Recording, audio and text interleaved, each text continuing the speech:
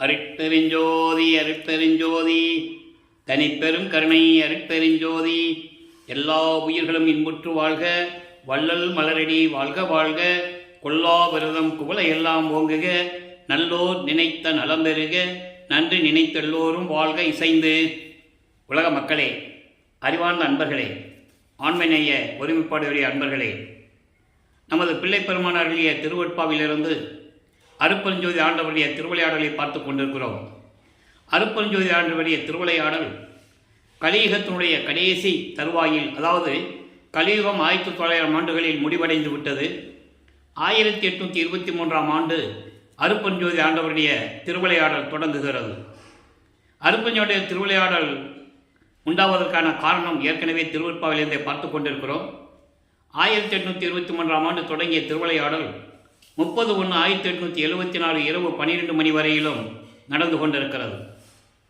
அதற்கான காரணம், ஏற்கனவே தோன்றிய பிரபஞ்சங்கள் 4 யுகங்களிலுமே, பிரபஞ்சத்தில் தோன்றிய 4 யுகங்களிலுமே, கிரேத யுகம், திரேத யுகம், துவார யுகம், கலியுகம், இந்த 4 யுகங்களிலுமே அந்தந்த காலத்திற்கு ஏற்றபடி சமயங்களும் மார்க்கங்களும் மதங்களும் தோன்றி அந்தந்த சமயங்களுக்கு ஏற்ற தலைவர்களை எல்லாம், கர்த்தாக்களை எல்லாம் உருவகப்படுத்தி, உதாரணமாக சைவ சமயத்தினுடைய தலைவன் சிவபெருமான், வைஷ்ணவ சமயத்தினுடைய தலைவன் திருமால், கௌபாரத்துடைய தலைவன் முருகன், காணாபத்தினுடைய தலைவன் விநாயகன், சௌரம் சமயத்தினுடைய தலைவன் சூரியன், சாகதம் சமயத்துடைய தலைவி அம்மை, இப்படி பல சமயங்கள் உண்டு. அதேமாதிரி மார்க்கங்கள் பல உண்டு. கிரேத யுகத்திலே கலங்க மார்க்கம், திரேத யுகத்திலே திராவக மார்க்கம், துவார யுகத்திலே நவநீத மார்க்கம், கலியுகத்திலே பஸ்ம மார்க்கம், அதன் பிறகு தாச மார்க்கம், சர்புத்திர மார்க்கம், சக மார்க்கம், சமய மார்க்கம், இப்படி பல மார்க்கங்கள் தோன்றின. அந்தந்த மதங்களும் மார்க்கங்களுடைய தலைவர்களை உருவகப்படுத்தி அதற்கு ஏற்றபடி ஆலயங்களை அமைத்து, வழிபாட்டு முறைகளை அமைத்து மக்களை வழிபட செய்து விட்டார்கள்.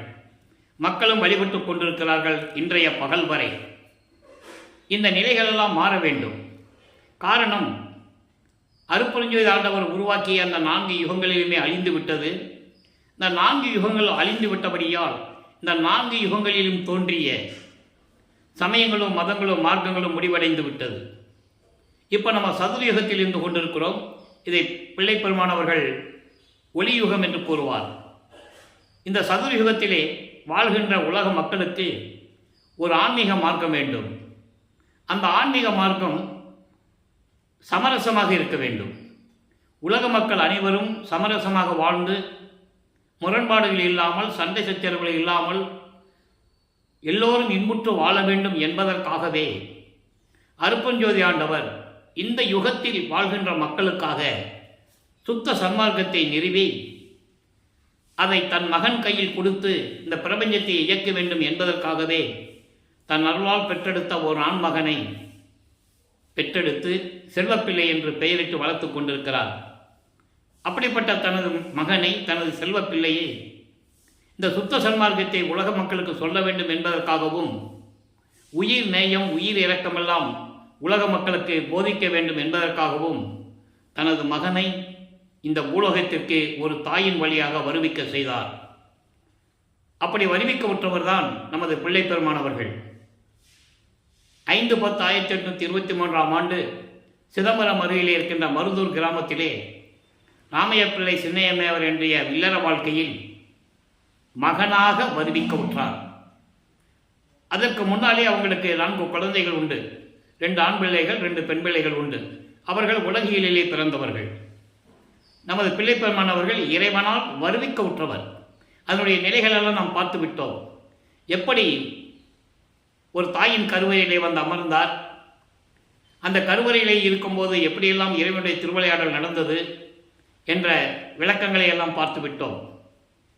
அந்த தருவாயில் சமயங்களும் மதங்களும் மார்க்கங்களும் சூழ்ந்திருந்த காலகட்டங்களில் நமது பிள்ளை பெருமானவர்கள் சமயங்களையும் மத நெறிகளையும் மார்க்க நெறிகளையும் பின்பற்றி கொண்டு எப்படி இருந்தார் என்பதையும், அதன் பிறகு சுத்த சன்மார்க்கத்தை பெற்ற பிறகு இதெல்லாம் உலக மக்களுக்கு தேவையில்லை, நான் இருந்து பார்த்து விட்டேன், என்னுடைய அனுபவங்களை சொல்லுகிறேன், இது தேவையில்லை என்ற நிலையையும் எப்படியெல்லாம் உலக மக்களிடம் சொல்லினார் என்பதையும், அருட்பெருஞ்சோதி ஆண்டவர் வந்து தன் மகனுக்கு 8 ஆண்டுகளில் 51 ஆண்டுகள் திருவிளையாடல் நடக்குது. 1823ஆம் ஆண்டு தொடங்கிய திருவிளையாடல் 1874 ஆண்டு வரை இந்த 51 ஆண்டுகளையும் 8 ஆண்டுகளாக பிரித்து எப்படி தனது மகனுக்கு அருளை கொடுத்தார் என்பதையும் திருவெட்பாவிலே நமது பிள்ளைப்பெருமானர்களுடைய திருவெட்பா பாடல்களிலிருந்து, ஒவ்வொரு திருமுறையிலிருந்தும் ஒவ்வொரு பாடல்களிலிருந்து விளக்கங்களிலிருந்து அந்த உண்மைகளை பார்த்து கொண்டிருக்கிறோம். ஆக நம்ம பிள்ளைப்பெருமானவர்கள் வருவிக்க உற்று அந்த தாயின் கருவறையில் இருந்த திருவிளையாடல்களை எல்லாம் கூறினார். முழுமையான விளக்கங்களை நாம் பார்த்து விட்டோம். இருந்தாலும் ஒரு சுருக்கத்தை தினமும் சொல்ல வேண்டிய ஒரு கடமை இருக்கிறது. ஏனென்றால் அது காலத்தின் கட்டாயம். மக்களின் மனதில் பதிய வேண்டும். வல்லப்பெருமான் யார் என்பதை மக்கள் மனதில் பதிய வேண்டும். உலகியலிலே வருவிக்க உற்றதனால் ராமையப்பிள்ளை அவர்களுடைய குலதெய்வமாகிய ராமலிங்கேஸ்வரர் என்ற கோயிலில் மருதூர் பக்கத்திலே பின்னலூர் என்ற ஒரு கிராமம், அங்கதான் அவருக்கு ராமலிங்கம் என்று பெயர் வைக்கிறார்கள். ராமலிங்கம் என்ற பெயர் வைத்து மொட்டை எடுத்து காது குத்தி எல்லாம் பண்ணிட்டாங்க. அப்போ ஒரு தாயின் கருவறையில் இருக்கும்போது எப்படி இறைவனுடைய திருவிளையாடல் நடந்தது என்பதை உலக மக்களுக்கு தெரிவிக்கிறார். அந்த விளக்கங்களை பார்த்து விட்டோம். கருவறை இருட்டாக இருக்கும்போது அருட்பெருஞ்சாண்டவர் தன் மகனுக்கு ஒளி காட்டியதையும் வெளிச்சத்தை காட்டியதையும், பசி என்று சொல்லும்போது கருவறையிலே அருளமுதம் ஊட்டியதையும், உடம்பு புழுக்கமாக இருக்கிறதை காற்று வெள்ளை என்று கூறும்போது அமுத காற்று வீசியதையும், இதெல்லாம் தெளிவாக நமக்கு அருளியதை நாம் விளக்கங்களை எல்லாம் பார்த்து விட்டோம். அதன் பிறகு 5 மாத குழந்தையாக இருக்கும்போது சிதம்பரத்திலே தில்லை தளத்திடையே திரை தூக்க தரிசித்த போது வெய்வகை மேல் காட்டாதே எந்தனக்கே வெளியாய் காட்டிய மெய்வுறவா மெய்ப்பொருளே என்று கூறுவார். தினமும் இறைவனுடைய திருவிளையாடலை சொல்லும்போது அந்த சுருக்கத்துமான விளக்கங்களை சொல்ல வேண்டிய கடமை இருக்கிறது. காரணம், ஒவ்வொரு பகுதிக்கும் வரும்போது அந்த விளக்கங்களை மக்களுக்கு தெரியப்படுத்த வேண்டும். மக்கள் மனதில் பதிய வேண்டும். வல்லப்பெருமான் யார் என்பதை உலக மக்கள் அறிய வேண்டும். அப்போ அந்த 5 மாத குழந்தையாக இருக்கும்போது திருவிழாவுக்கு எடுத்து செல்கிறாங்க சிதம்பரத்துக்கு. அப்போ அந்த கிராமங்கள் எல்லாம் மாட்டு வண்டி கட்டிட்டு போவாங்க, நடந்து போவாங்க, சோத்தை புளி சோறு எல்லாம் மூட்டை கட்டிட்டு கொண்டு போவாங்க சாப்பிட்றதுக்கு. இப்படியெல்லாம் ஒரு நிலைகள் நடந்து கொண்டிருந்த காலகட்டங்களில் நமது குழந்தை இறைவன் பிள்ளைப்பெருமான் அவர்களையும் எடுத்துக்கொண்டு, அவங்களுக்கு தெரியாது இது இறைவனுடைய குழந்தை, இறைவனாக வந்தவர் என்று அவங்களுக்கு தெரியாது. அந்த நிலையை எடுத்து சொல்லும்போது அங்கதான் தன் மகனுக்கு சிதம்பர ரகசியம் காட்டுகிறார். சிதம்பர ரகசியம் என்பது சிவரகசியம். சிவரகசியம் என்பது இறைவனை உருவம் இல்லாமல், அதான் சொல்றாரு, வெய்வகை மேல் காட்டாதே என்று சொல்லுகிறார். பட்டாடை அணிந்து, ஆடை ஆபரணங்களை அணிந்து, அணிகலன்களை அணிந்து, நகையெல்லாம் உடம்பு ஃபுல்லாக போட்டுக்கிட்டு, கையில் சூலாயுதமோ வேலாயுதமோ ஆயுதங்களை வச்சுக்கிட்டு தான் எல்லா இறைவனையும் பார்த்துருக்காங்க மக்கள், இல்லையா? அது இல்லாமல் தன் மகனுக்கு வெளியாக காட்டுகிறார். வெளியாய் காட்டிய மெய்புறவாம் மெய்ப்பொருளே என்று கூறுவார். உண்மையான தந்தை, எனது இயற்கை உண்மை விளக்க கடவுளாகிய அருட்பெருஞ்சோதி ஆண்டவர் என்று கூறுகிறார். ஆக இந்த நிலைகளெல்லாம் முடிந்த பிறகு ராமையப்பிள்ளை அவர்கள் காலமான உடனே அந்த அம்மையார் குழந்தைகளெல்லாம் கூட்டுக்கிட்டு பொன்னேரி பக்கத்தில் சின்னக்காவன் என்ற கிராமத்துக்கு போகிறாங்க. அங்கே இருக்க முடியல, ஏதோ குடும்ப சூழ்நிலை காரணமாக இருக்க முடியல. சென்னையில் வந்து குடியேறுகிறார்கள். வீரசாமி முதலியார் தெரு, ஏழுகணர் பகுதி என்று சொல்வார்கள். இப்போது அது வள்ளலார் நகர் என்று அழைக்கப்படுகிறது. அங்கே குடியேறுகிறார்கள். நமது பிள்ளை பெருமான், நமது குழந்தை இறைவன் வளர்ந்து கொண்டிருக்கிறார். பள்ளியிலே சேர்க்க வேண்டிய காலம் வந்து விட்டது. பள்ளிக்கூடத்தில் போய் சேர்க்குறாங்க. படிக்க முடியாத வந்துட்டார். ஏனால் அவர் மனம் ஒரு நிலையில் இல்லை. காரணம், நான் ஏற்கனவே கூறியது போல அருட்பெருஞ்சாண்டவர் எங்களுடைய திருவிளையாடல் நடந்து கொண்டிருக்கிறது. தனது மகன் உலக படிப்பை, இந்த சந்த படிப்பை எந்த ஆசிரியரிடம் கற்றுக்கொள்ளக்கூடாது. யாரும் தன் மகன் குருவாக ஏற்றுக்கொள்ளக்கூடாது. இது இறைவனுடைய நிபந்தனை. அது அவருக்கு தான் தெரியும். இப்போது நமது குழந்தை இறைவனுக்கு சும்மா சாதாரணமாக ஏதோ பிறந்திருக்கோன்னு மட்டும் அவருக்கு தெரியும். அவர் நிலை அவருக்கு தெரியாது. அப்போது ஒரு தனிமையான இடம் அவர் மனம் நாடுகிறது. அப்படி தேடிய இடம்தான் கந்தக்கோட்டம். அங்கே ஒரு கந்தசாமி கோயில், முருகன் கோயில் இருக்குது. அங்கே அமைதியான நிலையில் இருந்து கொண்டிருக்கிறார். அப்போ அங்கே வரவங்க போகிறவங்கள பார்ப்பாங்கள்ல, என்ன ராமலிங்கம் பள்ளிக்கூடத்துக்கு போகலையாமே, கேள்விப்பட்டோம், படிக்கலையா அப்படின்லாம் விசாரிக்கும்போது அவருடைய மனநிலை எப்படி இருந்திருக்கும் என்று நாம் நினைத்து பார்க்க வேண்டும். அப்போது ஏதாவது முருகனை பற்றி பாடுன்னு சொல்லும்போது முருகனை பற்றி பாடுகிறார். இது அப்படி நிலை தொடர்ந்து கொண்டிருக்கிறது. சைவ சமயத்தின் தலைவனாகிய சிவபெருமானை ஏற்றுக்கொண்டு சைவ சமயத்தின் அடையாளமாகிய திருநூரை பூசிக்கொண்டு உத்தராட்சமலையை போட்டுக்கொண்டு நமச்சிவாயா சிவாய நம ஓம் சிவாய நம என்று இறைவனை வழிபட்டு கொண்டிருக்கிறார். இது 8 ஆண்டுகள் முடிஞ்சிருச்சு. முதல் 8 வருஷம் முடிஞ்சிருச்சு. 2வது எட்டில் அடியெடுத்து வைக்கிறார். 9வது ஆண்டிலிருந்து 16 ஆண்டுகளுக்குள் என்ன நடந்தது என்பதை திருவற்பாவின் பாடல்களின் மூலமாக 1ஆம் திருமுறையிலிருந்தும் 2ஆம் திருமுறையிலிருந்தும் பார்த்து கொண்டிருக்கிறோம். இப்போ இறைவன் 9வது ஆண்டிலே தோன்றி ஆட்கொள்ளுகிறார். அவர் முன்னே தோன்றி ஆட்கொள்ளுகிறார். அதை பாடலிலே கூறுகிறார். ஆண்டாறு 3 ஆண்டில் ஆட்கொண்ட அருள்கடலே என்று கூறுவார். ஆரோடு 3வது ஆண்டிலே என்னை ஆண்ட கருணையின் கடலே என்று கூறுவார். ஆக 9வது ஆண்டு இறைவன் தன்னை ஆட்கொண்டதை தெளிவாக உலகமக்களுக்கு பாடல்களின் மூலமாக தெரிவித்திருக்கிறார். அதை நீங்கள் புரிஞ்சுக்கணும். அப்போ ஆட்கொண்ட பிறகு இறைவன் அவர் முன் தோன்றி, மகனே, நீ என்னால் வருவிக்க உற்றவன், காரண காரியங்களெல்லாம் உனக்கு முன்பருவம் பின்பருவம் காட்டி அருள் செய்வேன் என்று கூறி ஞானத்தை பெற்றுக்கொள் மகனே என்று கூறி மறைந்து விடுகிறார். அதன் பிறகு அவருக்கு மறைப்பு நிலை ஏற்படுகிறது. இறைவனுடைய மகன் என்ற நிலை மட்டும் அவருக்கு தெரியும். போக போக தான் அவருக்கு மெஞ்ஞானம் கிடைக்கும் போது எல்லா நிலைகளும் அவருக்கு தெரியும் என்பதை நாம் பார்த்து கொண்டிருக்கிறோம். இப்போ ஞானத்தை பெற்ற பிறகு சிவபெருமானிடம் முறையீடு செய்கிறார். 1ஆம் திருமுறை உருவாகிறது. மொத்தம் 8 பதிகங்கள்: திருவிடை புகழ்ச்சி, விண்ணப்ப கல்வென்பா, நெஞ்சறிவுறுத்தல், சிவநேச வெண்பா, மகாதேவ மாலை, திருவருள் முறையீடு, வடிவுடை மாணிக்க மாலை, இங்கித மாலை. நாம் இறைவனுடைய திருவிளையாடல்களை திருவருள் முறையீடிலிருந்து பார்த்து கொண்டிருக்கிறோம். அதன் பிறகு சிவநேச வெண்பா இருக்கு, அதை நம்ம பின்னால் பார்க்க போகிறோம். இப்போ திருவருள் முறையீடிலே சிவபெருமானை எப்படியெல்லாம் முறையீடு செய்தார் என்பதை 232 பாடல்களுடைய விளக்கங்களில் இருந்து நாம் பார்த்து விட்டோம். சிவபெருமானை பற்றி பாடி எந்த பிரயோஜனமும் இல்லை, எந்த பலனும் இல்லை. வந்த பாடு இல்லை, அருளை கொடுக்குற மாதிரி தெரியல. அப்போ அவர் மனம் ஒரு நிலையில் இல்லாமல், ஒருவேளை அம்மையை பற்றி பாடினால், அம்மாவை பற்றி பாடினால் அருளை பெற்று விடலாமோ என்ற ஒரு பரிதவிப்பில், ஒரு எதிர்பார்ப்பில் வடிவுடைமனை பற்றி பாடுகிறார். வடிவுடை மாணிக்க மாலை உருவாகிறது. மொத்தம் 100 பாடல்கள். இதுவரை 68 பாடலுடைய விளக்கங்களை பார்த்து விட்டோம். இன்று 69வது பாடல். சந்தோடமா பிறரெல்லாம் இருக்கவும். எல்லாம் கவனிக்கணும், அற்புதமான பாடல்கள் எல்லாம். ஏன்னா இறைவனுடைய திருவிளையாடல் எப்படி நடக்குது, தன் மகனை எப்படியெல்லாம் திருவிளையாடல் செய்து கொண்டிருக்கிறார் அருட்பெருஞ்சோதி ஆண்டவர் சைவ நிலையில் இருந்து கொண்டு. அதுக்கப்புறம் தான் சுத்த சன்மார்க்கன் காட்டுவார் மகனுக்கு. ஏன்னா இதில் இருந்தால் தான் மக்கள்கிட்ட நான் இருந்தேன், அதில் ஒன்றும் இல்லை அப்படின்னு சொல்ல முடியும். நல்ல நீங்கள் இதான் கான்செப்டு. ஒன்றுமே அனுபவிக்கம் இல்லாமல், அனுபவம் இல்லாமல் சொல்ல முடியாது. அப்போது சொல்கிறாரு, இப்போ வடிவடமனை பற்றி சொல்கிறார். சந்தோடமா பிறரெல்லாம் இருக்கவும் சஞ்சலத்தால் அந்த ஒரு தமியன் மட்டும் வாடல் அருளுக்கு அளவோ. நந்தோட நீக்கிய நங்காய் என திரு நான்முகன் மால் வந்து ஓதும் ஒற்றிமையிலே வடிவுடை மாணிக்கமே. என் தாயே, என் அம்மையே, நானும் உன் மகன்தான், உனது கணவனால் வருவிக்க உற்றவன். இதுக்கு முன்னால் பாடலில் அதை சொல்லுவார். நான் வருவிக்க உற்றவன். இந்த பூலோகத்தில் வந்த பிறகு நான் எப்படியெல்லாம் துன்பங்களையும் துயரங்களையும் தாங்கிக் கொண்டிருக்கிறேன். இந்த சின்ன வயதில், சிறு வயதில் என்று கூறுவார், நான் பாலகன் என்று கூறுவார். ஏன்னா 9வது ஆண்டிலிருந்து 12 ஆண்டுகளுக்குள்ள இது நடக்குது.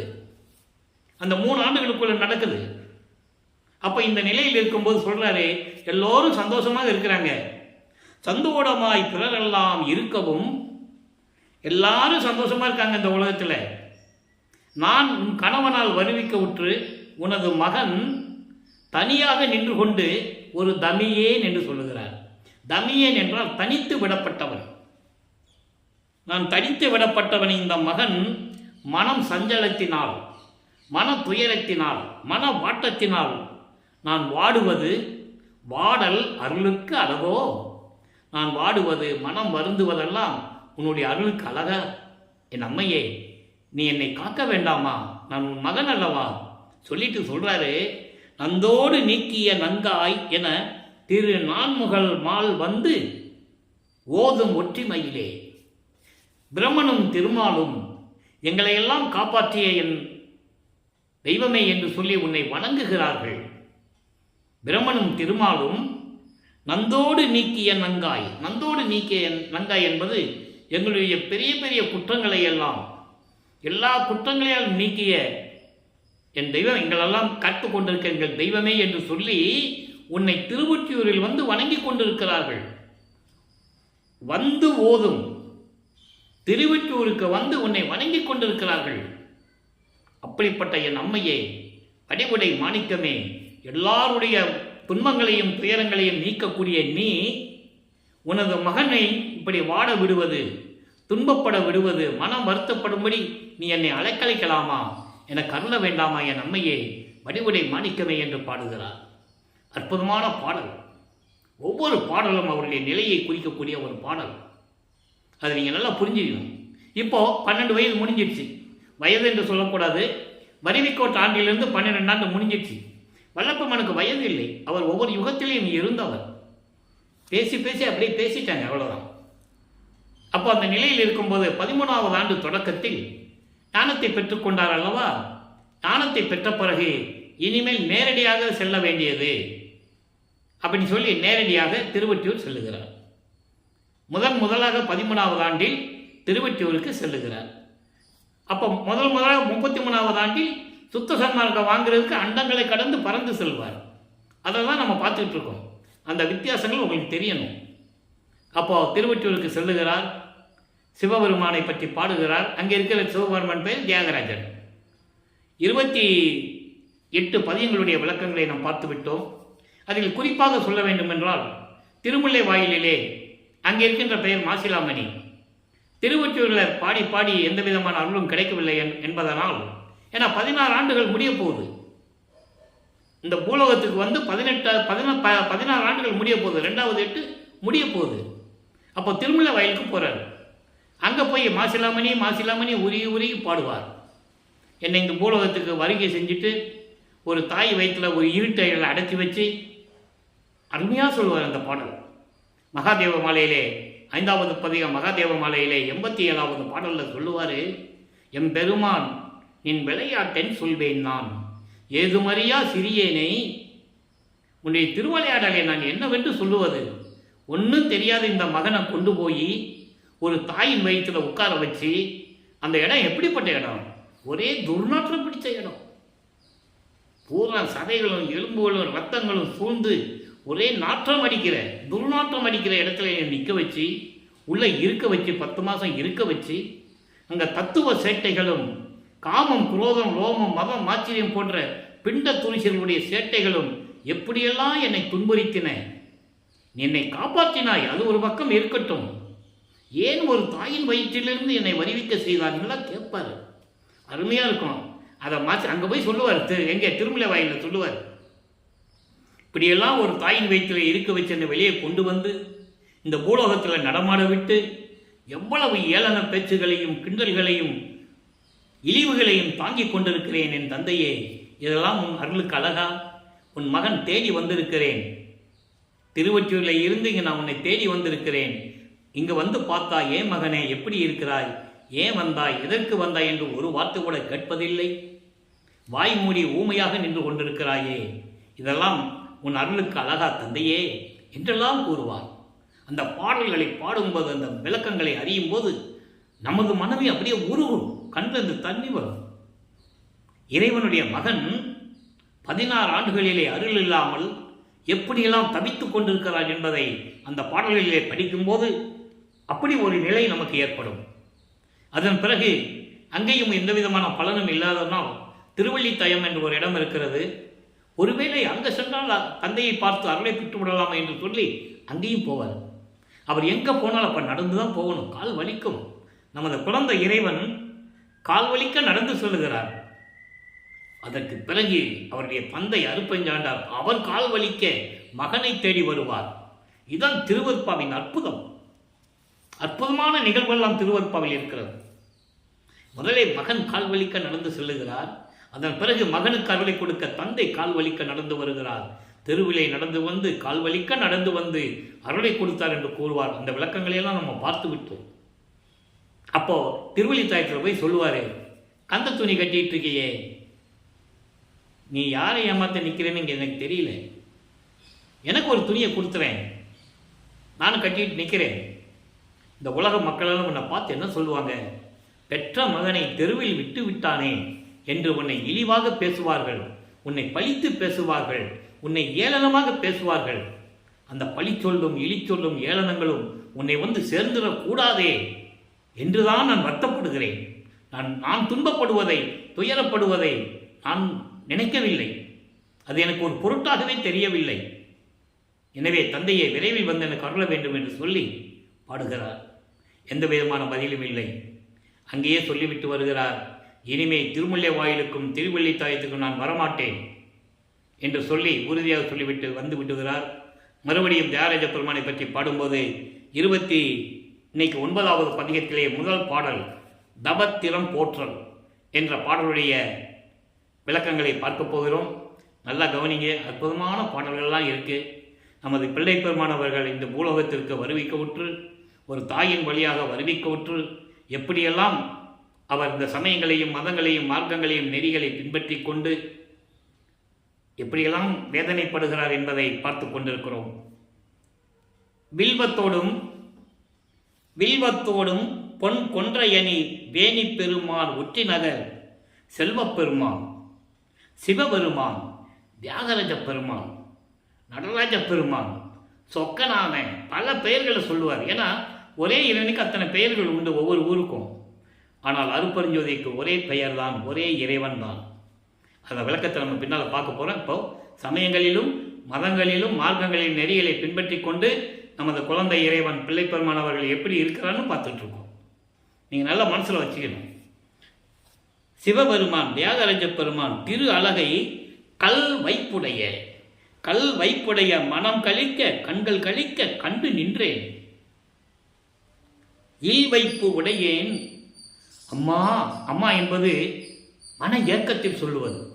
ஐயோ அம்மான்னு சொல்கிறோம்ல, ஒரு துன்பம் வந்துச்சுன்னா ஐயோ அம்மா என்ன துன்பம் அப்படின்னு சொல்கிறோம்ல, அதுக்கு அர்த்தம் அம்மா நான் என்ன தவம் செய்தேனோ. இறைவனை பார்த்து கண்கள் கழிக்க கண்டு கழிக்கிறதுக்கே அவ்வளவு வியப்பாக சொல்கிறாரு. அதான் தவத்தினம் போற்றல் என்று சொல்லுகிறார். நல்லா புரிஞ்சுக்கணும் நீங்கள். தவத்தினம் போற்றல அதான் சொல்கிறார். அந்த அழகை கண்டு நிற்கிறாராம். எப்படி நிற்கிறாராம்? வில்வத்தோடும் வில்வ இலையையும் புத்தம் புது கொன்றை மலர்களையும் தொடுத்து சடையில் சூடிக்கொண்டிருக்கின்ற திருவற்றியூரில் இருக்கின்ற செல்வ பெருமானே, தியாகராஜ பெருமானே, சிவபெருமானே, திரு அழகை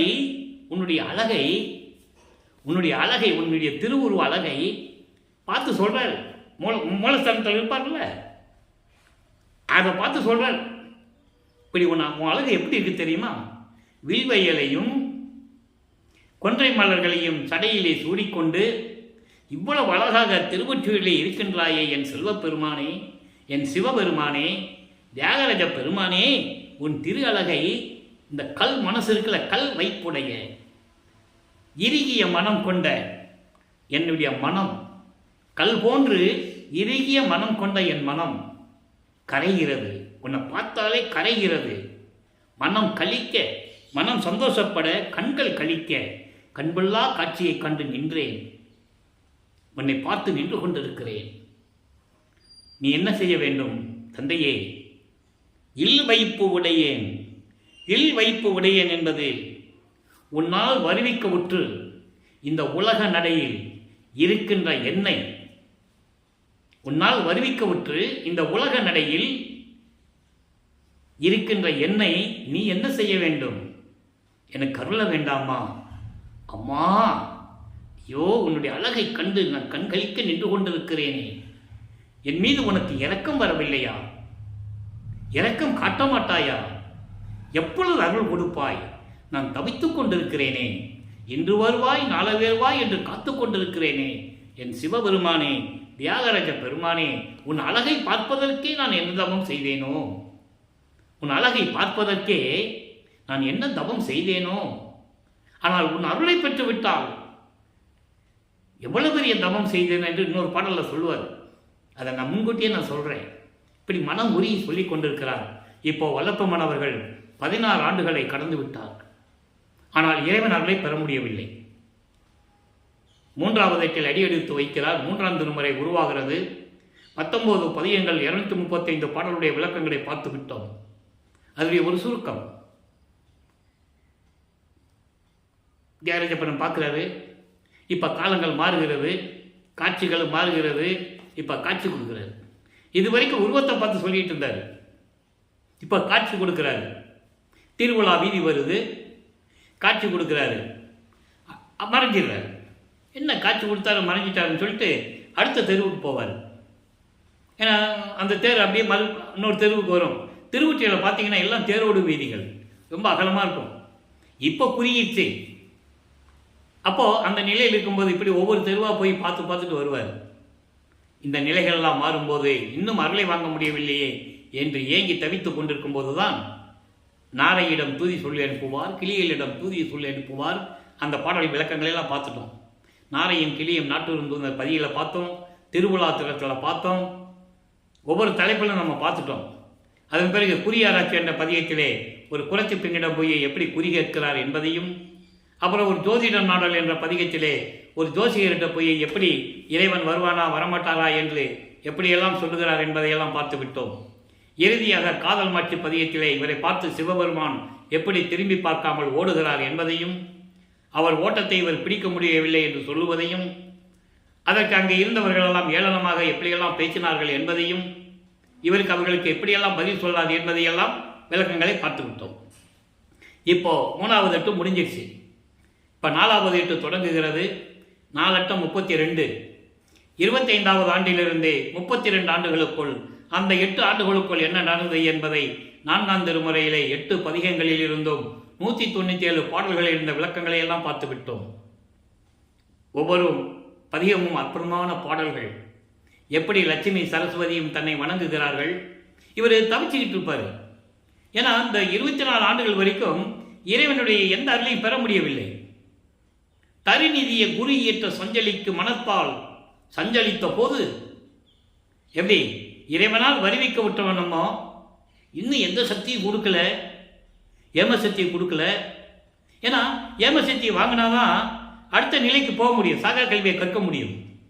சாகா கல்வியை கற்றுக்கொண்டால் தான் இங்கே தத்துவங்களை நிக்கிரம் பண்ண முடியும். நிக்கிரம் பண்ணுறதுனா தத்துவங்களை கடக்க முடியும்.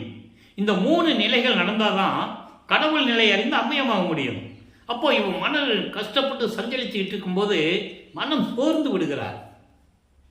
அப்போ அருப்பஞாண்டவர் என்ன செய்யாரு, மகன் இப்படி துன்பப்பட்டு கொண்டிருக்கிறேன்னு சொல்லி இருநிதிய திருமகளில் இருவரும் என்னை வணங்கி, யாரு லட்சுமி சரஸ்வதியும். இதெல்லாம் நம்ம விளக்கத்தை பார்த்துட்டோம். சுருக்கமாக சொல்ல வேண்டியிருக்கு. ஏன்னா 4வது எட்டில் என்ன நடந்ததுன்னு சொல்லணும் மக்கள்கிட்ட. எப்படி இருந்தவர், அதாவது 24 ஆண்டுகள் வரைக்கும் இறைவனுடைய அருளையை பெற முடியாத நமது பிள்ளை பெருமானவர்கள் அதன் பிறகு எப்படி அருளை பெற்றாலும் சொல்லணும்ல. அதுக்காக தான் 4ஆம் திருமுறை உருவாச்சு. அப்போ லட்சுமி சரஸ்வதி மீது காலில் விழுந்து வணங்கி, இசைந்து வந்தனா பப்பா என்று வணங்கி இசைந்து வித்து மகிழ்ந்து இசைவித்து பெருநிதி வாய்த்திட என் முன் பாடி ஆடி பெற்றி அளித்தனை பேதையந்தனக்கே. எனக்கு அந்த ஒரு தன்மையை கொடுத்துட்டே அவங்க 2 பேரும் என் காலில் விழுந்து வணங்கி அப்பா என்று சொல்லி வணங்கி என் முன் ஆடி பாடி என்னுடைய மன சஞ்சலத்தை நீக்கினார்கள் என்று கூறுவார். அப்போ அவருடைய நிலை எப்படி உயர்ந்தது, இறைவனுடைய திருவிளையாடல் எப்படி நடக்குது கவனிக்கணும்.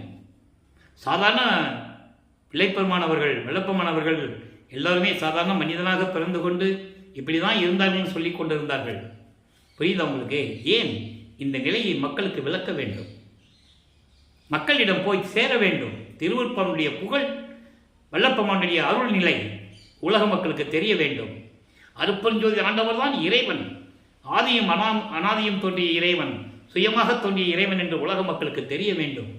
சாதி மதமும் சமயமும் பொய்யென ஆதியில் உணர்த்திய அருப்பெருஞ்சோதி என்று உலக மக்களுக்கு தெரிய வேண்டும். சாதி மதமும் சமயமும் காணா ஆதி அனாதையாம் அருப்பெருஞ்சோதி என்று சொல்ல உலக மக்களுக்கு தெரியப்படுத்த வேண்டும். பொறித்த மதம் சமயமும் பொய்யே அவற்றில் புகுதாதீர், சிவம் ஒன்றே பொருள் என கண்டறிவேன் என்று உலக மக்களுக்கு சொல்லுகிறார். அதெல்லாம் ஞானசரியில் வர நம்ம பார்க்க போகிறோம். அற்புதமாக இருக்கும்.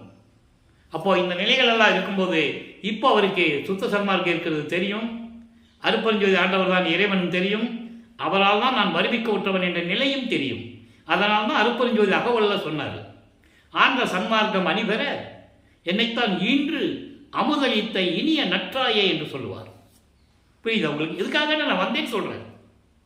அகத்தை கருத்து புறத்தை வெளுத்திருந்த உலக அனைவரையும் சகத்தை திருத்தி, எப்படி சொல்றாரு, சமயங்களிலும் மதங்களிலும் மார்க்கங்களிலும் ஈடுபட்டுக் கொண்டிருந்த உலக மக்களை, அதில் ஈடுபட்டுக் கொண்டு துன்பப்பட்டுக் கொண்டிருந்த உலக மக்களை எல்லாம் அறிவுறுத்தி, அது தேவையில்லை என்று அறிவுறுத்தி, அதை திருத்தி என்று சொல்லுகிறார். சன்மார்க்கத்தை அடைவித்திட அவர்களெல்லாம் சன்மார்க்கத்தில் சேர்த்து, அவரும் இகத்தில் பரத்தை பெற்று, இந்த பூலோகத்தில் பரம் என்பது எல்லா செல்வங்களையும் பெற்று மகிழ்ந்திடுவதற்கு என்றே இவர்களெல்லாம் இன்புற்று வாழ வேண்டும் என்பதற்காகவே என்னை உகத்தே இறைவன் வருவிக்க உற்றேன்.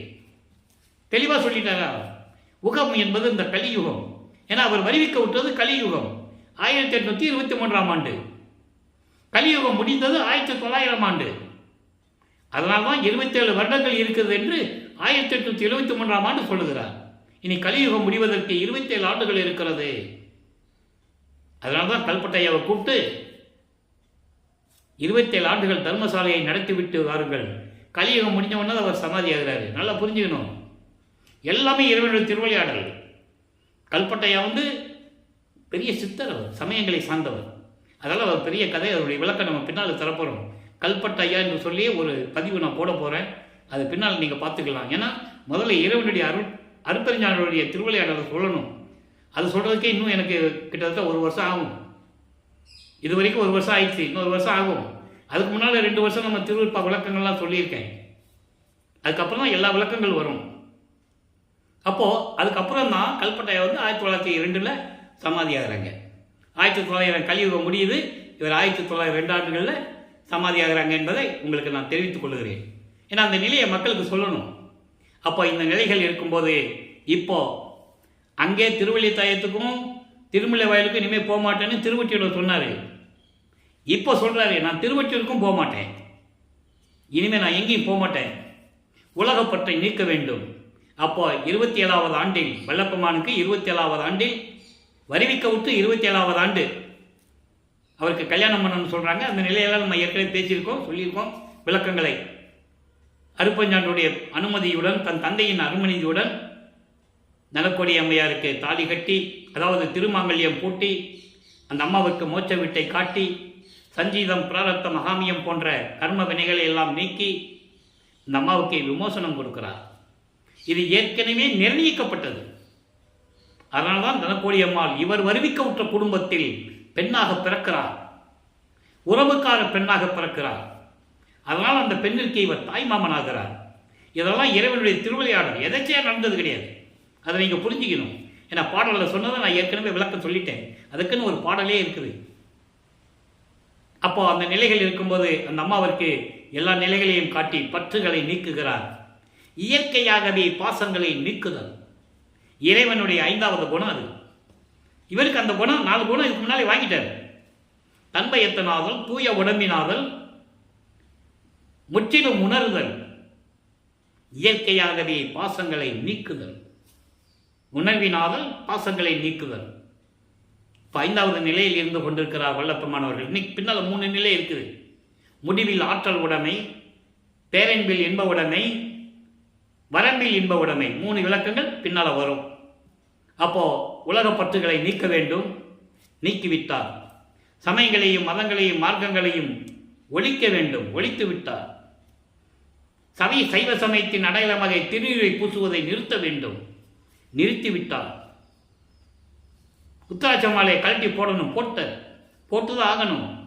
ஏனென்றால் சுத்த சன்மார்க்கத்தின் முக்கிய தடைகள் அது. சமயங்களும் மதங்களும் மார்க்கங்களும் முக்கிய தடைகள். அதில் கூறப்பட்ட சங்கற்ப விகற்பங்களும் தடைகள். சங்கற்ப விகற்பங்கள் என்பது ஆராய்ச்சி எடுக்கிறது, கற்பூரம் ஏற்றுறது, ஊதுவத்தி கொடுத்துறது, தேங்காய் உடைச்சி வாழைப்பழம் வச்சு சாமி கும்பிடுறது. இந்த அடையாளமெல்லாம் இருக்கவே கூடாது சுத்த சன்மார்க்கத்தில். ஆக இந்த நிலைகளெல்லாம் விட்டு வெள்ளாடை அணிந்து முக்காடு போட்டு வீட்டுக்குள்ளே உட்காந்து ரூமில் உட்காந்து கதவை சாத்திட்டார், தாப்பா போட்டார். இனிமேல் நான் எங்கேயும் போக போகிறதில்லை, இறைவன் வருவான், வரட்டும். தப்பா போட்டாரா? இப்போ சுத்த சன்மார்க்கத்துக்கு விளக்கம் கொடுக்கணும், முத்தேகத்தை கொடுக்கணும். ஏன்னா இவர் ஏற்கனவே மறைப்பு நிலையில் இருக்கிறார். இப்போதான் எல்லாத்தையும் நீக்கணும். பாடலிலே இருக்கு, என் மறைப்பெல்லாம் நீக்கி என கருவினாயே என்று கூறுவார். மறைப்பெல்லாம் நீக்கினாயே என்று கூறுவார். அவ்வளவு ஆதாரங்களுடைய திருவற்பாவலே யாரும் மறுக்க முடியாது. சிந்திச்சு பார்க்கணும். அப்போ மறைப்பை நீக்கணும், மகனுக்கு மறைப்பெல்லாம் நீக்கணும், எல்லாத்தையும் கொடுக்குற மாதிரி கொடுக்கணும். அவர் ஏற்கனவே எல்லாம் பெற்றவர், ஆனால் மறைப்பை நீக்கி கொடுக்கணும். அதுக்காக தான் மகனுடைய கோபம் நியாயமானது என்று கருதி அருட்பெருஞ்சோதி ஆண்டவர் சுத்த சிவஞான வெளியிலே விண்ணுலகத்தில் இருந்து பூலோகத்திற்கு தெருவழியாக மகனை பார்ப்பதற்காக கால்வலிக்க நடந்து வருகிறார் என்பதை, என் தந்தை எப்படியெல்லாம் கால்வலிக்க நடந்து வந்தார் என்ற பாடல்களை எல்லாம் அருட்பகாச மாலையிலே 100 பாடல்களிலும், அன்பு மாலையிலே 31 பாடல்களிலும், பிரசாத மாலையிலே 10 பாடல்களிலும், ஆனந்த மாலை, சௌந்தரிய மாலை, அபராத மன்னிப்பு மாலை, அதிசய மாலை என்ற பாடல்கள் இருக்கின்ற பாடல்களை விளக்கங்களை முழுவதுமாக பார்த்து விட்டோம். அப்போ திருமணத்தின் போது திருமால் பிரம்மன்லாம் வந்து உட்கார்ந்து இருந்தது, அதெல்லாம் நம்ம ஏற்கனவே பார்த்துட்டோம். மக்கள்கிட்ட யாரும் சொல்லலை, அதனால மக்களுக்கு தெரியல, அவ்வளோதான் விதியும். அதான் வித்தியாசம், வேற ஒன்றும் இல்லை. பாடல்களில் இருக்கின்ற உண்மையை மக்களிடம் யாரும் தெரியப்படுத்தவில்லை என்பதனால் மக்களுக்கு தெரியல. அவர் ஒரு சாமியார் சோறு போட சொன்னார், இப்படி தான் சொல்லிட்டு இருக்காங்க. அதான் உண்மை. நம்மளே காதுபட எவ்வளோ கேட்டிருக்கோம். அப்போ இந்த நிலையில் இருக்கும்போது இப்போ தன் தந்தை மகனை பார்ப்பதற்காக ஏன் கால் வலிக்க நடந்து வந்தார்? மகன்கிட்ட சொல்லணும், எப்பா உன்னை பார்க்கறதுக்கு நான் கால் வலிக்க நடந்து வந்தப்பான்னு சொல்லணும். இல்லை இவர் முந்திக்குவார், நான் ஏன் கால் வலிக்க எப்படியெல்லாம் என்னை தெரிய வச்சுன்னு முந்திக்குவார், சொல்லிடுவார். அதெல்லாம் அவர் முந்திக்கிறார். அந்த கான்செப்டை நீங்கள் நல்லா புரிஞ்சுக்கணும். காலை காட்டார மகன்கிட்ட, பார் காலில் நடந்து வந்து காலெல்லாம் சவந்து போச்சுன்னு முதல்ல காட்டிடுறாரு. அப்போ இவர் மனம் இறங்குது.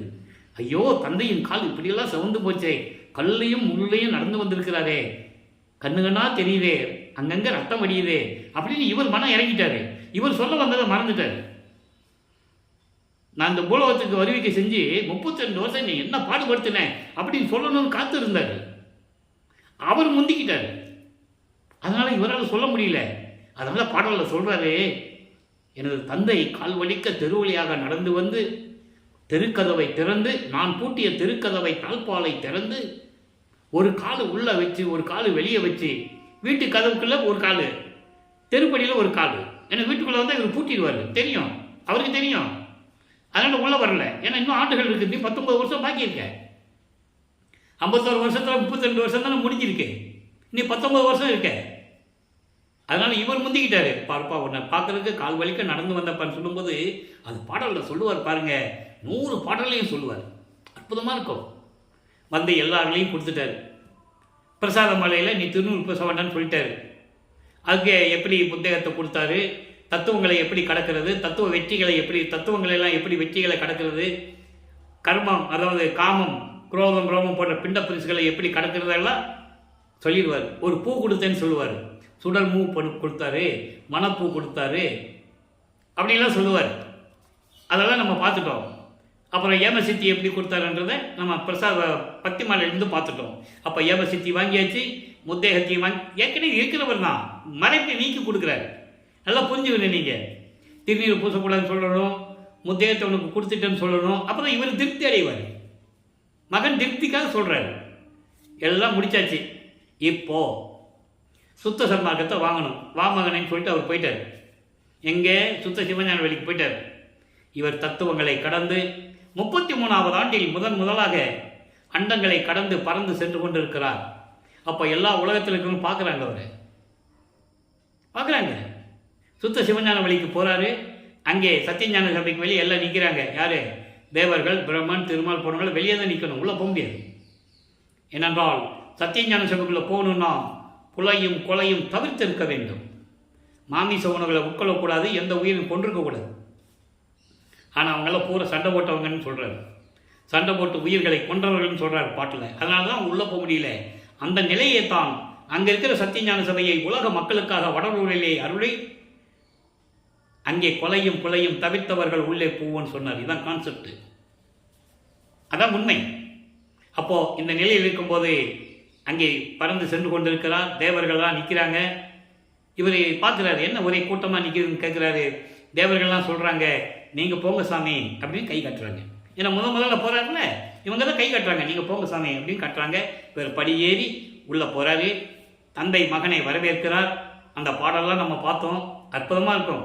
மகனை சபலம் செய்து இந்த ஆடைகளை கலைந்து விட்டு புனித நீராடி பட்டாடை உடுத்தி அணிகளினை அழிந்து மங்கள கோலத்துடன் வருவாயாக என்று கூறுவார்.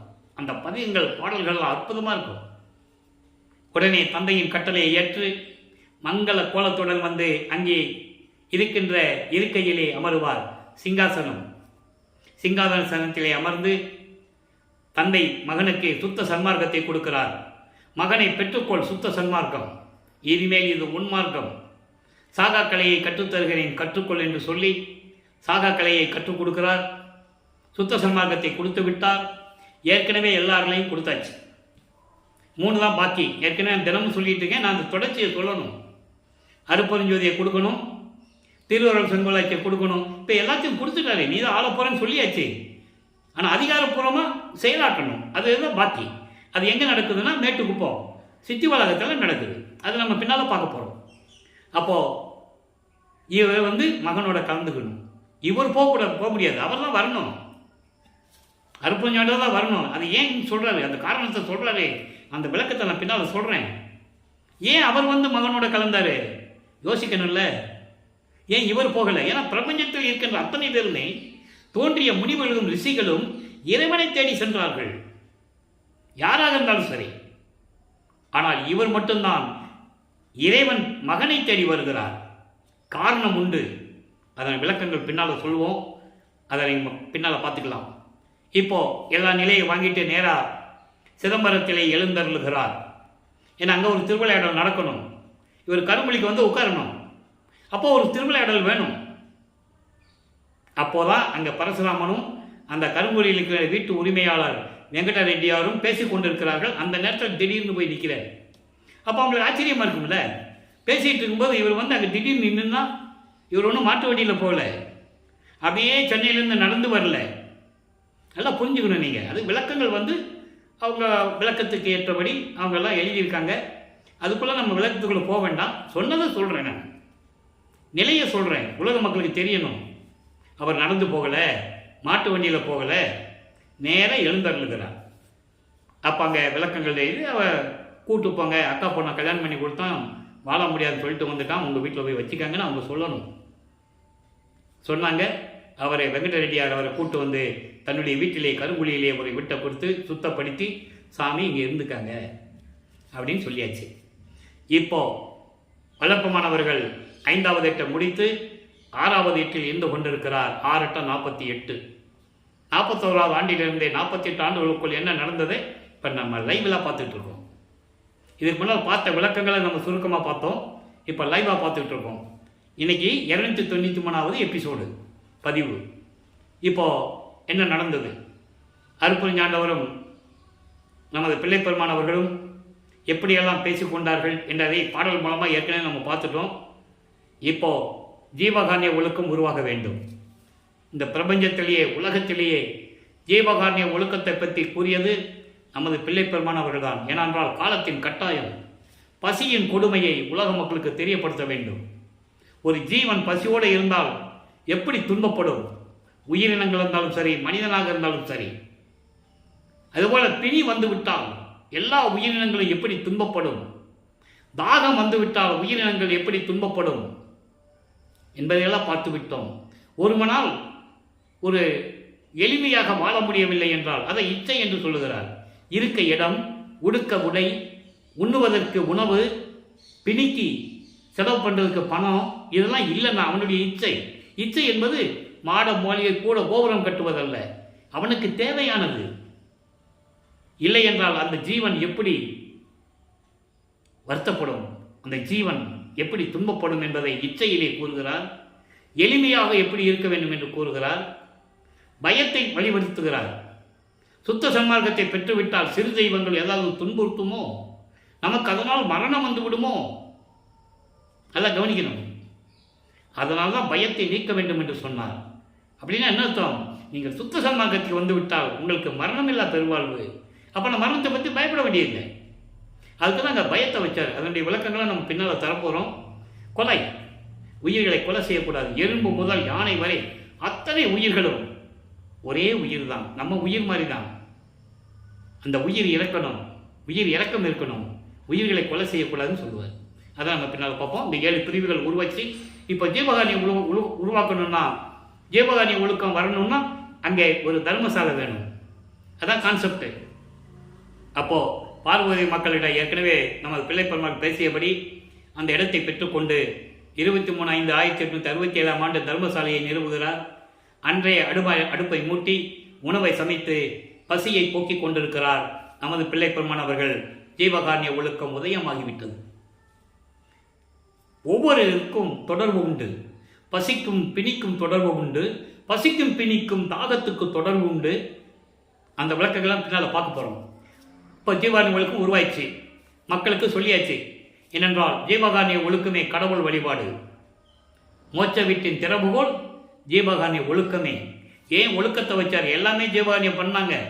பிரபஞ்சத்திலே தோன்றிய காலத்திலிருந்து எல்லாமே அன்னதான கூடங்களை அமைத்து அந்த காலத்திலிருந்தே உணவுகள்லாம் கொடுத்துருக்காங்க. ஆனால் வல்லப்பெருமான்களை ஒழுக்கத்தை வைத்தார். அந்த ஒழுக்கம்தான் சுத்த சன்மார்க்கம். இது விளக்கம்லாம் ரொம்ப அற்புதமாக இருக்கும். நீங்கள் எதிர்பார்த்ததை விட ரொம்ப அருமையான விளக்கங்களாக இருக்கும். நம்ம பின்னால் தரப்போகிறோம். ஏன்னா தர்மசாலையில் விட்டு வல்லப்பெருமான் அவர்கள் மேட்டுக்குப்பம் போகும்போது உங்களுக்கு ஜீவகாருண்ய ஒழுக்கம் கிடைக்கும். இப்போ இந்த நிலைகள்லாம் முடிந்த பிறகு, அதன் பிறகு சங்கராச்சாரியார் வந்தது, அங்கே அற்புத நிகழ்ச்சிகளை காட்டியது எல்லாம் பார்த்துக்கிட்டோம். 1869 நீதிமன்றத்தில் நடந்ததெல்லாம் நம்ம பார்த்துட்டோம். அங்கே நீதிபதி திருவொற்பாவை மறுப்பா அறிவிக்க முடியாது, இது மக்களுக்கு ஏற்றது. ஏன் சொன்னார்? இவர் நீதிபதிக்கு காட்சி கொடுக்கிறார், அவர் உணர்கிறார். அந்த நிலையில் தீர்ப்பை பெற்றுக்கொண்டு தர்மசாலையிலே வந்து அமர்கிறார்கள். அவர் நடந்தெல்லாம் வரணும் இல்லை, நடந்து போகணும், நடந்து வரணும் நினைச்சாங்க, வந்து நின்ற போகிறார். எல்லா அருளையும் பெற்றவர், இறைவனுக்கு ஈக்குவல் அவர். அதனால தான் நான் அருப்பெருஞ்சோதி ஆண்டவராகிய பிள்ளைப்பெருமான் வல்லப்பெருமான் அவர்கள் என்று நான் கூறுவது உண்டு. 2 பேரும் ஒன்று தான். அதன் நிலை நம்ம பின்னால் முழுமையாக பார்க்க போகிறோம். அப்போ இந்த நிலையில் இருக்கும்போது உத்தரஞான சிதம்பரமாலை உருவாச்சு. அது விளக்கத்திலையும் பார்த்துட்டோம்.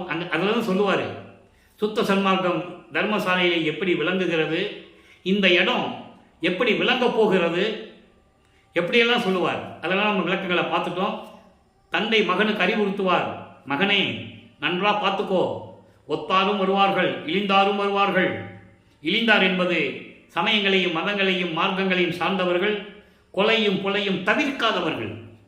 மாமிசம் சாப்பிட்டுட்டு வருவான், உயிர்களை கொலை செய்கிறவன் வருவான், சுத்த சன்மார்க்கத்தை சேர்ந்தவங்களை வருவாங்க, பார்த்துக்கோ. நேர்கண்டு உவக்க, நீ தான் உங்களை கண்டுபிடிக்கணும். ஒத்தாருக்கு அருளை கொடு, மற்றவர்களுக்கு நீ விட்டுடு, நான் பரிகாரத்தை பண்ணிக்கிறேன், நான் பண்ணிக்கிறேன், நான் பார்த்துக்கிறேன்ற அந்த விளக்கத்தில் நம்ம பார்த்துட்டோம். அதன் பிறகு நடராஜபதி மாலை சர்க்குனி மாலை எப்படி நடந்ததுன்னு பார்த்துட்டோம். இப்போது ஞான மருந்து என்ற பதிகத்திலே எப்படி கூறுகிறார், இறைவனை பற்றி எப்படி கூறுகிறார். எளிமையான பாடல், விளக்கம் பயங்கரமான பெரிய பெரிய விளக்கங்கள் உண்டு. நான் சுருக்கமாக சொல்லிக் கொண்டிருக்கிறேன், நமக்கு நேரம் பற்றவில்லை. ஞான மருந்து இன்னைக்கு 9வது பாடல், 117 பதிகம். என் உயிருக்கு அன்பான மருந்து. மருந்து என்றது நான் ஏற்கனவே சொல்றது அருப்பெருஞ்சோதி ஆண்டவர் கலந்து என் உயிருக்குள்ளே இருந்த மருந்து. தன்னுடைய நிலையை சொல்றாரு, இறைவனுடைய நிலையை சொல்றாரு. என் உயிருக்கு அன்பான கடவுள்னு சொல்லிட்டாரு அருப்பெருஞ்சோதி. என் உயிரில் கலந்து இருக்கின்ற இறைவன் சொல்லிட்டார். என் உயிர் காக்கும் மருந்து, என் உயிர் காக்கும் மருந்து. என்னை ஒரு தாயின் வழியாக பூலோகத்திற்கு வருவிக்க செய்து, சமயங்களிலும் மதங்களிலும் மார்க்கங்களிலும் ஈடுபட செய்து, அதன் பிறகு என் முன்னால் எழுந்தவர்களே என்னை ஆண்டு சுத்த சன்மார்க்கத்தை கொடுத்து அந்த துன்பங்களையெல்லாம் நீக்கி என்னை காத்து கொண்டிருக்கின்ற இறைவன். அந்த துன்பங்களையெல்லாம் நீக்கி என்னை காத்து கொண்டிருக்கின்ற இறைவன். அதான் சொல்லுவார் கொடிப்பாட்டில். அதை நம்ம சித்தி வளாகத்துக்கு போகும்போது பார்க்க போகிறோம். இருந்தாலும் இந்த பாட்டுக்கு ஏற்றபடி பொருள் இருப்பதனால் ஒரு சின்ன விளக்கம். வெறிக்கும் சமயக்குழியில் விழந்தேன் தன்னை பேரறிவு அளித்து விழாத வகை. பேரறிவு அளித்த வள்ளல் கொடி. வெறித்த சமயப்புலி, துன்பங்களையும் துயரங்களையும் கொடுக்கக்கூடிய இந்த சமயங்களையும் மார்க்கங்களையும் மதங்களையும் சார்ந்த அந்த நெறிகளுடைய குழிக்குள்ள விழ நினைச்சேன். நல்ல வேலை விழாதபடி என்னை தடுத்து என்னை காத்து பேரறிவு அளித்த அழல் கொடி. அதான் இங்க சொல்றாரு, என்னை காக்கும் மருந்து. ஒவ்வொரு வரிக்கும் ஒரு விளக்கம் உண்டு நண்பர்களே. ஒவ்வொரு பாட்டுக்கும் ஒரு பாட்டு உண்டு, கனெக்டிவிட்டி, தொடர்பு உண்டு. சொல்லிட்டாரா, காக்கும் மருந்துன்னு சொல்லியாச்சு. என்றும் என் உயிராகிய இன்ப மருந்து, என்றும் எக்காலத்தும் எவ்விடத்தும் எவ்வளவும் என்னை விட்டு பிரியாது பேரின்பமான இறைவன் எனக்கு. அதான் சொல்லுவார் அருட்பெருஞ்சோதி அகவல்ல சொல்லுவார், எம்மை என்னும் என்னை விட்டு இறையும் பிரியாது. அதான் இங்க சொல்றாரு. அருட்பெருஞ்சோதி அகவல் கடைசியில் நமக்கு அருளியது. இதனுடைய சுருக்கங்கள் 6 திருமகளுடைய சுருக்கங்கள் தான் அருட்பெருஞ்சோதி அகவல். அதை நீங்க புரிஞ்சுக்கணும். அதனால சொல்றாரு, என்றும் என் உயிராகிய இன்பம் மருந்து, எம்மையினும் என்னை விட்டு இதையும் பிரியாது, கொஞ்சம் கூட பிரியாமல் இருக்கின்ற இறைவன் அருட்பெருஞ்சோதி சொல்லிட்டாரா. இப்போ 147வது பதியம் அனுபவ மாலை. தான் பெற்ற அனுபவங்களை, தன் தந்தையிடம் பெற்ற அனுபவங்களை மாலையாக கொடுத்து என்பது பாடல்களாக 100 பாடல்களாக கொடுத்திருக்கிறார், அருளி இருக்கிறார். அதை பார்த்துக்கிட்டு இருக்கோம். இந்த பாடலுடைய பெரிய அற்புதம் என்னன்னா, தன்னை மனைவியாகவும் இறைவனை கணவனாகவும் வர்ணனை செய்து, உள்ளத்தை தோழியாக வர்ணனை செய்து சொல்லி இந்த பாடலை அருளிப்பார்கள் என்றால் அது உலக மக்களுக்கு தெரிவிப்பது. அதான் இந்த பாடலுடைய கான்செப்ட். இப்போ பாருங்க, வைகரை இது தோழியிடம் சொல்றார், மனைவியிடம் சொல்றார், உலக மக்களிடம் சொல்றார். நல்லா புரிஞ்சுக்கணும். உலக மக்கள்கிட்ட என்ன சொல்றாரு பாருங்க, தோழிகிட்ட சொல்றது போல சொல்றாரு. வைகரை இது, வைகரை என்பது விடியல் காலையில் 4 மணிக்கு மேல் 6 மணிக்குள், அதை தான் பிரம்ம முகூர்த்தம் என்று சொல்லுவார்கள். இந்த சமயங்களிலும் மதங்களில் பிரம்ம முகூர்த்தம் என்று சொல்லுவார்கள். இதை நம் பிள்ளைப்பெருமானவர்கள் பின்பாட்டு காலை என்று சொல்லுவார். முன்பற்று காலை என்பது சமயங்களிலும் மதங்களிலும் மார்க்கங்களில் இருந்து அருளுக்காக வேண்டிக் கொண்டிருப்பது. பின்பாட்டு காலை என்பது அருளை பெற்ற பிறகு அனுபவம். அதான் வைகரை என்று கூறுகிறார். பின்பாட்டு காலையிலே 4, அதாவது விடியல் காலையில் அதிகாலையில் 4 மணியிலிருந்து 6 மணிக்குள். அதனால தான் 4 மணிக்கு எந்திரிக்க சொல்றாரு. புரியுதுன்னு நினைக்கிறேன் உங்களுக்கு. 4 மணிக்கு எந்திரிச்சோன்னும் 7 மணி வரைக்கும் சிந்தனையில் இருக்கணும்னு சொல்லுவார், இறை சிந்தனையிலே இருக்கணும்னு சொல்லுவார். அப்படி அந்த வைகரை இது இப்போ வந்துருச்சு. அருள் உதயம் தோன்றுகின்றது. அருட்பெருஞ்சோதி வரப்போறாரு. அருட்பெருஞ்சோதி தோன்ற போகிறதுன்னா என்ன அர்த்தம்? அருட்பெருஞ்சோதி வரப்போகுது, விடிய போகுது, இருள் ஒளிய போகுது. இருள் ஒளிய போகுது, அறியாமை நீங்க போகுது. சுத்த சன்மார்க்கத்தில் இருக்க போகிற அருட்பெருஞ்சோதி ஆண்டவர் உதயமாக போகிறது. எனது வள்ளல் வரு தருணம், எனது இறைவன் வருகின்ற தருணம் ஜோதி வடிவத்தில் வந்து கொண்டிருக்கிறார். இனி வார்த்தை ஒன்றானாலும் சை கரையேல் இங்கனம் நான் தனித்து இருத்தல் வேண்டும். நான் சொல்லுவது ஒரே வார்த்தை தான், இருந்தாலும் எப்படி சொல்றாரு, ஒன்றானாலும் நான் ஒரே வார்த்தை தான் சொல்லுவேன். ஒரு தடவை தான் சொல்லுவேன். ஒரு தடவை சொன்னால் 100 தடவை சொன்ன மாதிரி. அப்போ ஒரு தடவை தான் நான் சொல்லுவேன். அது எப்படி? சைகரையில், அதாவது நான் பேசாமல் அசையாமல் முழு மனதுடன் ஒரே நினைப்புடன் ஒரே நிலையில் நான் தனித்து இருக்க வேண்டும். அதான் நோவாத நோன்பு. எப்படி லிங்க் பண்றாரு பாருங்க. நோவாமல் நோன்பு என்னை போல் நோற்றவரும், எஞ்ஞான்றும் சாகாவரம் என்னை போல் சார்ந்தவரும், தேவானின் பேரருளை என்னை போல் பெற்றவரும் எவ்வுலகில் யார் உலர் சற்றே அறை. என்ன நோன்பு இருந்தாரு, என்ன விரதம் இருந்தாரு? கடலுக்குள்ள போனாரா, மலைக்கடியில் போனாரா, கோயக்கடியில் போனாரா, மரத்துக்கடியில் உட்கார்ந்துட்டு உடம்பெல்லாம் புத்து வளர்றதுக்கு இருந்தாரா? இல்லை. என்ன சொல்றாரு? நான் சொல்லுகின்ற வார்த்தை ஒன்றானாலும், நான் ஒரு தடவை சொன்னா கூட நீ நல்லா கேட்கணும். பேசாமல் அசையாமல் ஒரே நிலையில் நான் இப்பொழுது தனித்து இருக்க வேண்டும். தாழ் குழல் நீ, கருமையான கூந்தல் உடைய என்னுடைய தோழியே. தோழியிடம் சொல்லுவதோ உலக மக்களுக்கு சொல்றாரு, உலக மக்களே நான் தனியா போய் இருக்கணும். என்னுடைய இறைவன் வருகின்ற தருணம் வந்து விட்டது. தாழ்குழலே நீ அங்கே போய் தத்துவ பெண் குழுவில் பொய் கரையாது, உள்ளபடி புகழ் பேசி இரு. நீ இறைவனை பற்றி நீ பேசிட்டு, தத்துவ குல பெண்கள் தத்துவ பெண்கள் என்ன? 36 தத்துவங்கள். அந்த கூட்டம் என்பது 60 தத்துவிகள். 36 தத்துவங்கள் பிளஸ் 60 தத்துவிகள், அப்புறம் 96. அது ஒரு கூட்டம். அந்த பெண்ணு கூட்டத்தில் போய், அந்த தத்துவ கூட்டத்தில் போய் நீ என்ன சொல்லணும்னா, பொய் சொல்லாம உள்ளதை உள்ளபடி இறைவனுடைய புகழை நீ சொல்லிக்கிட்டு. உலக மக்களே, சமயங்களையும் மதங்களையும் மார்க்கங்களையும் சார்ந்துக்கிட்டு சும்மா அந்த கூட்டத்தில் சேர்ந்துக்கிட்டு பொய்யா பேசிக்கிட்டு ஏன் இருக்கிறீங்க? உண்மையை பேசுங்க, இறைவனுடைய புகழை பேசிக்கிட்டே இருங்க அப்படின்னு சொல்கிறேன். அதை நீங்கள் புரிஞ்சுக்கணும். என்னடா இது தோழின்னு சொல்கிறாரு, கணவர்னு சொல்கிறாரு, மனைவின்னு சொல்கிறாரு, அதெல்லாம் நீங்கள் குழப்பமே அடைய வேண்டாம். இதான் விளக்கம். இந்த விளக்கத்தை நீங்கள் புரிஞ்சுக்கணும். உலக மக்கள்கிட்ட சொல்கிறாரு, தோழிகிட்ட சொல்கிறது போல சொல்கிறாரு.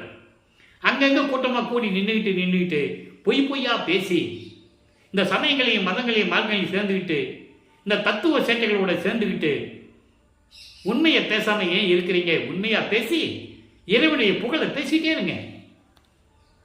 புகழ் பேசி இரு. நீ இறைவனுடைய புகழை பற்றி பேசிக்கிட்டே இருங்க.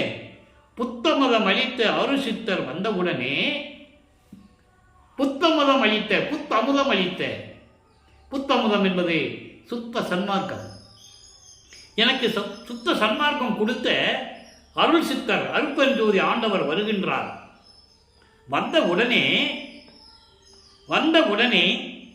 உயிர் கரைவாய் நான் அவரை கலந்து. உயிர் கரைவாய் என்பது பெரும் மகிழ்ச்சியோடு, உள்ளத்திலே என் பெரும் மகிழ்ச்சி பொங்கி வழியும் போது நான் அவரோட அவரை கலந்து அவரும் நானும் ஒன்றான பின்னர் உன்னை அழைக்கின்றேன் உவந்தே.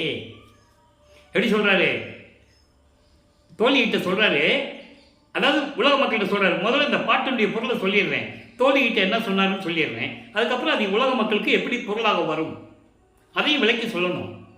அதாவது தோழியே, வைகரை பொழுது அந்த 4 மணியிலிருந்து 6 மணிக்குள்ள வைகரை அதிகாலையில் அருட்பெருஞ்சோதி ஆண்டவர் தோன்றப் போகிறது. இருள் மறையப் போகிறது, விடியப் போகிறது. அப்போ அருட்பெருஞ்சோதி ஆண்டவர் வருகின்ற நேரம் வந்துச்சுன்னு நமக்கு தெரிஞ்சு போச்சு.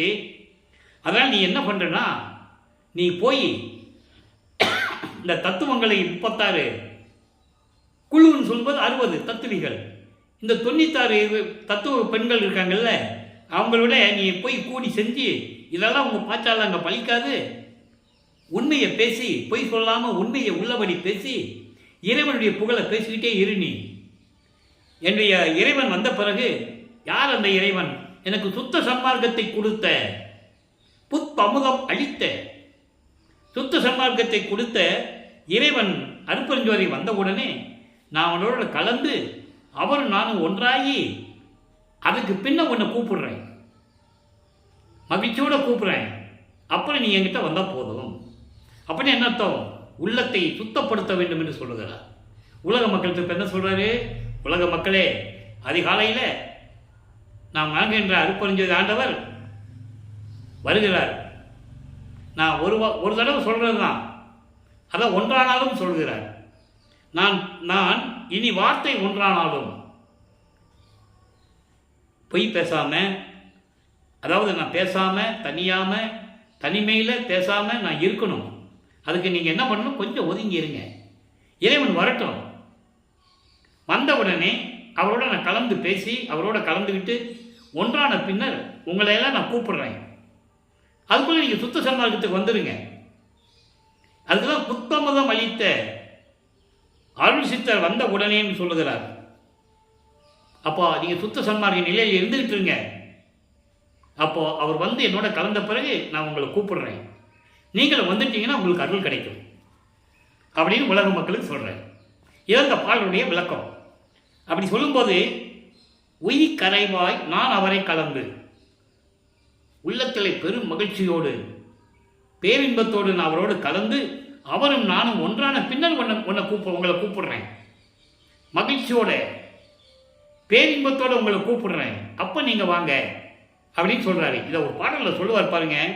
அதாவது 57வது பதியத்தில் அனுபவ நிலைன்னு ஒரு பதியம் இருக்குது.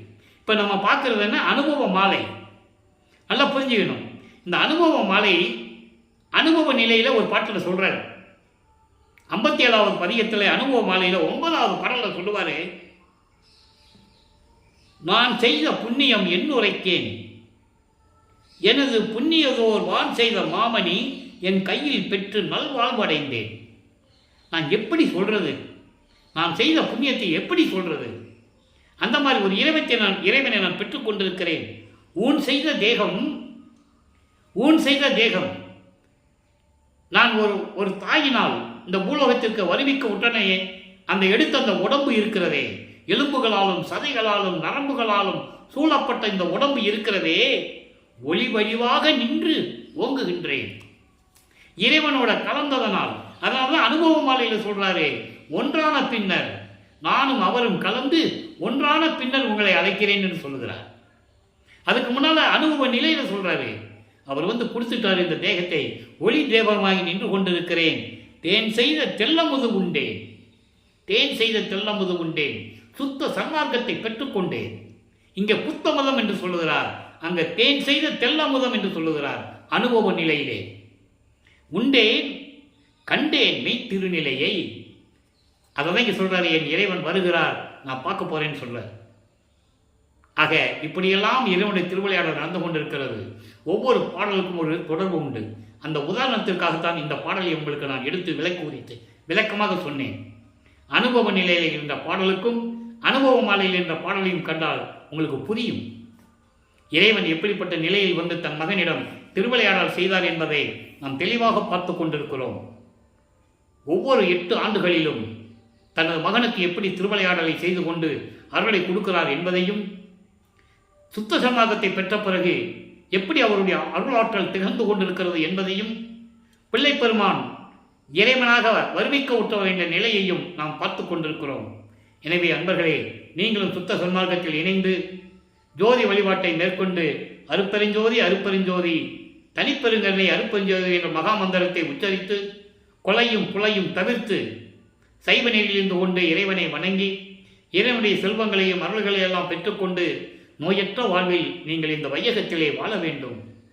இறைவனுடைய தயவாலயம் கருணையாலயம் இந்த வள்ளலார் ஊழியன் வேண்டி உங்களுக்காக, உலக மக்களுக்காக பிரார்த்தனை செய்து நீங்கள்லாம் இன்புற்று வாழ வேண்டும் என்பதற்காகவே நான் இந்த ஊழியம் செய்து கொண்டிருக்கிறேன்.